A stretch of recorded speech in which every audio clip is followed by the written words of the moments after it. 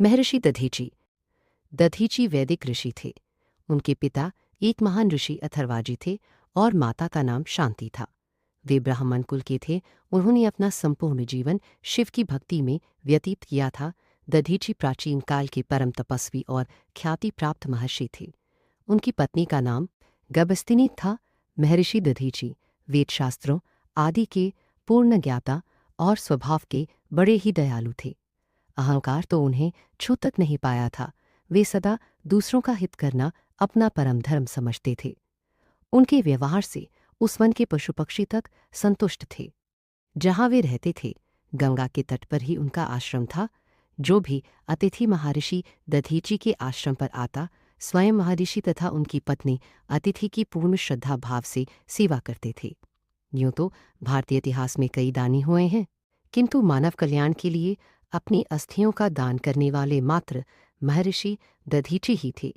देवताओं के मुख से यह जानकर कि मात्र दधीची की अस्थियों से निर्मित वज्र द्वारा ही असुरों का संहार किया जा सकता है, महर्षि दधीची ने अपना शरीर त्याग कर अस्थियों का दान कर दिया था। इंद्र का संकोच देवराज इंद्र महर्षि दधीची के पास जाना नहीं चाहते थे, क्योंकि इंद्र ने एक बार दधीची का अपमान किया था, जिसके कारण वे दधीची के पास जाने से कतरा रहे थे। माना जाता है कि ब्रह्म विद्या का ज्ञान पूरे विश्व में केवल महर्षि दधीची को ही था। महर्षि मात्र विशिष्ट व्यक्ति को ही इस विद्या का ज्ञान देना चाहते थे। लेकिन इंद्र ब्रह्म विद्या प्राप्त करने के परम इच्छुक थे। दधीची की दृष्टि में इंद्र इस विद्या के पात्र नहीं थे, इसलिए उन्होंने इंद्र को इस विद्या को देने से मना कर दिया। दधीची के इनकार करने पर इंद्र ने उन्हें किसी अन्य को भी यह विद्या देने को मना कर दिया और कहा कि यदि आपने ऐसा किया तो मैं आपका सिर धड़ से अलग कर दूंगा।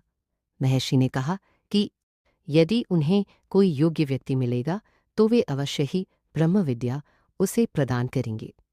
कुछ समय बाद इंद्रलोक से ही अश्विनी कुमार महर्षि दधीची के पास ब्रह्म विद्या लेने पहुंचे।